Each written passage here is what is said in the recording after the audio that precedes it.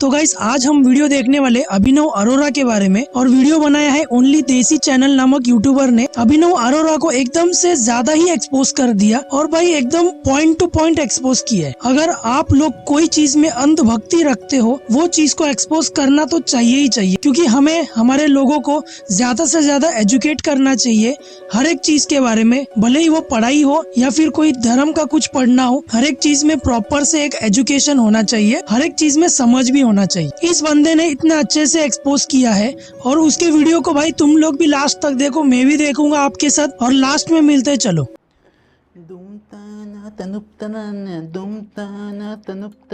मुझे यकीन नहीं हो रहा कि मैं इस वीडियो का पार्ट 2 बना रहा हूँ। मुझे विश्वास ही नहीं होता। लेकिन भाई साहब, जो इन्फॉर्मेशन अभी मेरे पास है, जो रिसर्च की है मैंने, एकदम ऐसे तो क्रेजी कर दिया ब्रो, क्रेजी कर दिया। तो लास्ट वीडियो में मैंने बात की थी कि कैसे मुझे लगता है कि अभिनव जो भी चीजें बोलता है ना, वो सब उसे भगवान ने नहीं सिखाई है, वो सब चीजें उसे रटाई गई है। I mean, वो काफी ऑब्वियस था। और श्रृंगार करके मुझे विश्वास ही नहीं होता। श्रृंगार करके विश्वास ही नहीं होता। श्रृंगार करके मुझे विश्वास ही नहीं होता। श्रृंगार करके विश्वास ही नहीं होता। मैं तुम लोगों को एक स्टोरी सुनाता हूँ। तो 2020 और 21 के बीच में ना, तरुण अरोरा जो अभिनव के पापा हैं, उन्होंने एक आइसक्रीम कंपनी खोली जिसका नाम था फालूदा एक्सप्रेस, जिसमें उन्होंने लोगों को बोला कि तुम हमको 3-4 लाख रुपए दो और बदले में हम तुमको 3-4 आइसक्रीम कार्ट देंगे। वो जो रोड पे कार्ट लेके चलते हैं ना आइसक्रीम वाले, वो। तो 3,87,000 रुपए का शुल्क है, जिसमें हम 4 कार्ड्स उन्हें देंगे। तो ये था उनका बिजनेस, जिसको प्रमोट करने के लिए उन्होंने कुछ एड्स बनवाए। एंड यस, उस एड में उनका मेन हीरो कौन था?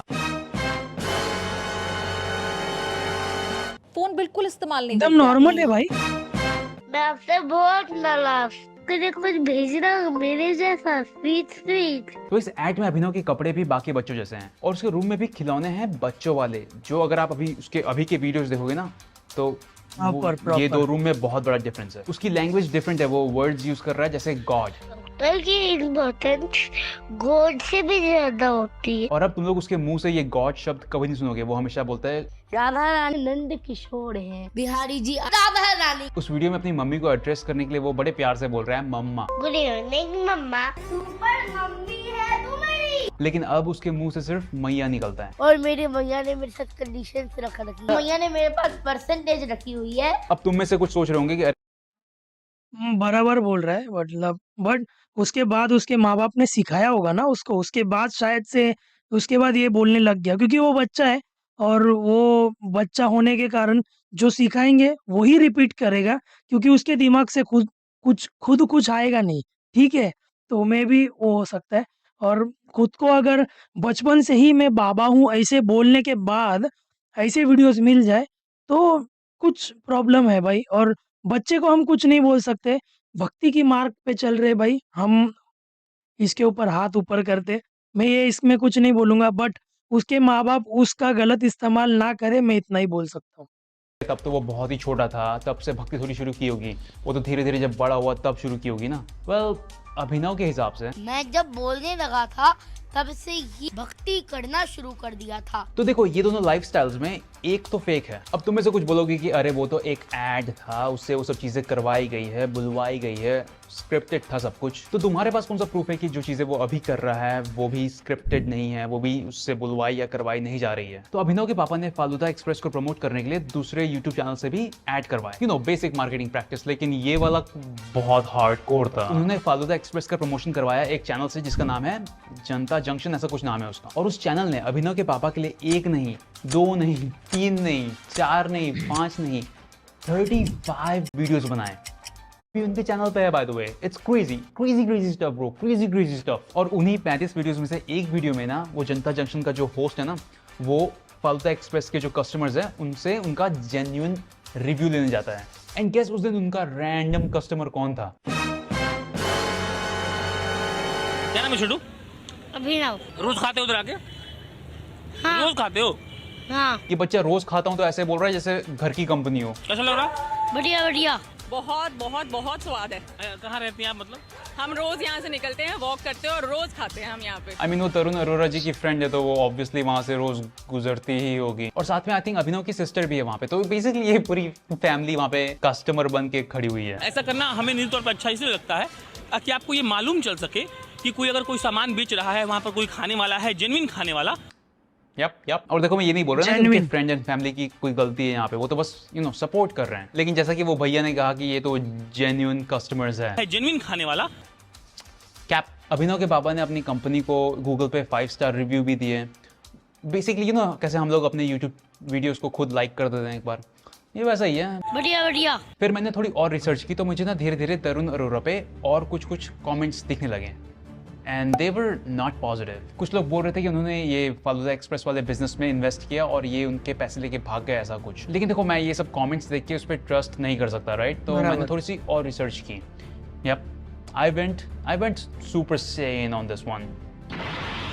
तो थोड़ा रिसर्च करने के बाद मुझे मिला एक lawsuit against Falooda Express and Tarun Arora. Now I don't know ये कितना रिलायबल है, बट ये दिस वेबसाइट पे अवेलेबल है। और उन पे जिसने केस किया ना वो भी सिमिलर चीज़ ही बोल रहा था जो हमने कमेंट्स में देखे कि तरुण अरोरा ने पैसे लिए लेकिन रिटर्न में उन्होंने वो जो कार्ट आती है ना, आइसक्रीम कार्ट, वो नहीं दी। इस केस के वर्डिक्ट में तरुण अरोरा को दोषी करार दिया गया है। पर्सनली मुझे लगता है कि उन्होंने ये सब बिजनेस जो है ना स्कैम करने के इंटेंशन से शुरू नहीं किया था, वो बिजनेस करना चाहते थे, इट जस्ट डिडंट वर्क। लेकिन उन पे ये सब केसेस देख के मैं उनकी क्रेडिबिलिटी पे शक तो करूंगा। और ये सब होने के कुछ सालों बाद उन्होंने किया टेड टॉक, जिसमें उन्होंने अपने फेलियर्स के बारे में बताया, लेकिन उन्होंने कभी भी अपने बेस्ट सक्सेसफुल बिजनेस के बारे में नहीं बताया, जो कि है अभिनव अरोड़ा। अभिनव अरोड़ा।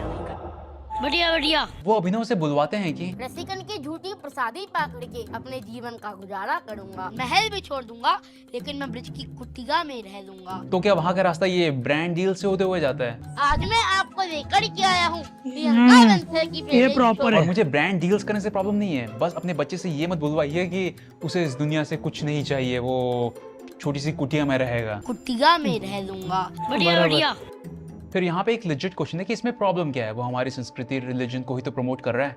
प्रॉब्लम क्या है? प्रॉब्लम ये है कि ही डजंट क्वालिफाई, वो एक स्पिरिचुअल ओरेटर बनने के लिए क्वालिफाइड ही नहीं करता। और वो मैंने लास्ट वीडियो में बताया भी था कैसे उसे चीजें सिर्फ रटाई गई है। और देखो जो गरीब लोग हैं, जो बिल्कुल ही हताश लोग हैं ना, वो लोग अपनी प्रॉब्लम लेके आते हैं इनके पास। तुम लोगों को क्या लगता है ये जो इवेंट्स होते हैं ये फ्री में होते हैं? चलो ठीक है, अगर वो पैसे ले भी रहे हैं तो वो रिटर्न में क्या दे रहे हैं अपने भक्तों को? लोग तो अपनी प्रॉब्लम्स लेके आएंगे ना। तो ये जो बच्चा, इससे अगर आप थोड़ा इधर उधर क्वेश्चन पूछ लो तो वो घबरा जाता है। सेल्फी खिंचाओ, कोई कहता है मेरे साथ सेल्फी खिंचाओ, तो आप परेशान नहीं हो जाते हैं?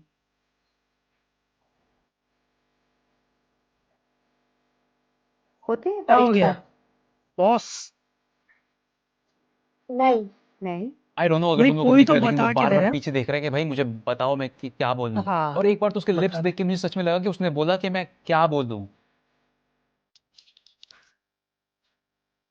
अच्छा, अब ये मुझे बताइए, क्या वो कुछ दिक्कत हो रही है फोन में? नहीं अब ठीक है। तो ये बच्चा जिसकी बातें सुनने के लिए कोई गरीब आदमी पता नहीं कितनी दूर से आया होगा, कितने पैसे खर्च करके आया होगा अपनी प्रॉब्लम्स लेके, तो ये उनकी प्रॉब्लम्स कैसे सॉल्व करेगा? वो तो बस उनके सामने रटाया हुआ कोई श्लोक बोल देगा। तो यहाँ पे किसी के पैसे वेस्ट हुए कि नहीं, ये प्रॉब्लम है। ये सब अगर रुका नहीं ना तो ये जो फेक बाबाज है ना, ये लोग धर्म को सच में मजाक बना देंगे। इन्होंने अपने आप को मीम बना लिया भाई, लोग इनको सब्सक्राइब करते हैं ताकि इनकी क्लिप्स से मीम बना सके। और ये फेक बाबा अपने साथ हमारे रिलीजन को भी डुबा रहे हैं। इसलिए रिलीजन को डिफेंड करो, ह्यूमंस को नहीं। और मेरा ऐसा नहीं है कि मैं किसी भी गुरु को नहीं मानता। मैं शिवानी वर्मा, गोपाल दास, इनको सुनता हूँ, मैं इनकी बातें मुझे कुछ हद तक सही लगती हैं। लेकिन कभी मुझे इनके बारे में सुनने को मिले कि इन्होंने कुछ गलत किया तो मैं ये नहीं बोलूँगा कि नहीं ये तो ऐसा कर ही नहीं सकते।